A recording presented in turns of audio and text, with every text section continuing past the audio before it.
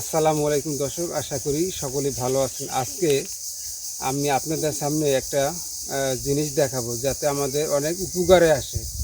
আমরা যারা মাঠে ঘাটে কাজ করি, অনেক সময় দেখবেন খেতে কামড়ে যখন কাজ করতে যাই, কাশি কোদাল অনেক সময় কাজে লাগে। যেমন কাশি দিয়ে যখন ধান কাটতে যাই বা ঘাস কাটতে যাই, অনেক সময় দেখবেন আমাদের হাত কেটে যায়। আবার কোদাল দিয়ে যখন আমরা বই কোপাইতে যাই, তখন দেখা যাচ্ছে কোদাল দিয়ে পা পাশা কোপ পরে। এই ক্ষেত্রে অনেক সময় অনেক রক্ত বের হয়ে যায় কাটার পরে। এই রক্ত আমরা কিভাবে থামাবো? এই আশেপাশে যদি দেখেন আপনাদের এমন একটা লতার গাছ আছে, ওই লতার রস যদি আপনারা চিপে দিতে পারেন, তো দেখুন আমাদের অবশ্যই লতার গাছটার রক্তটা থেমে যাবে, বন্ধ হয়ে যাবে। এই লতার আজকে আপনাদের দেখাবো কীভাবে এটা ব্যবহার করবেন। আসেন আপনাদের সাথে একটু দেখাই।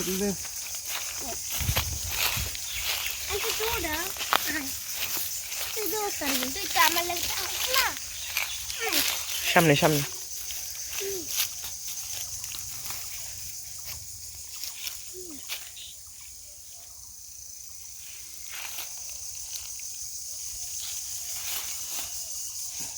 इकडे जिंदा होती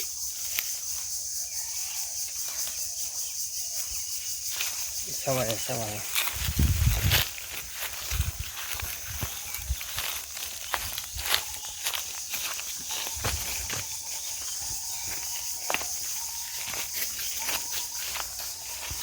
দেখেন, এখানে আমি কিছু কিছু লতা নিয়ে আসছি। দেখেন, এই লতাটার নাম হয়েছে রিপুজি পাতা। এই পাতার নাম রিপুজি পাতা এবং লতা আর কি।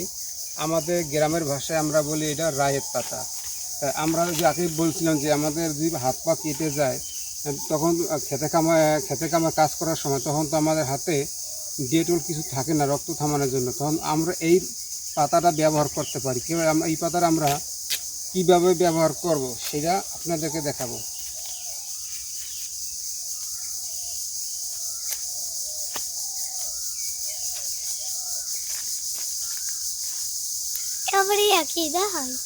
এই পাতাটা আমরা দুই হাতে তালুতে নিয়ে মোটামুটি ভালো করে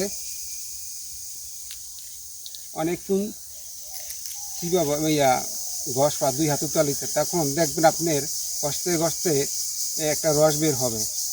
এটা দেখেন, অলরেডি আমার হাতে রস বের হয়ে গেছে। যে এই রস যদি আপনার ওই কাটা জায়গায় দিয়ে দিতে পারেন, অবশ্যই দেখবেন সাথে সাথে আপনার রক্ত বন্ধ হয়ে যাবে। গ্যারান্টি সহ বলতে পারি আমি।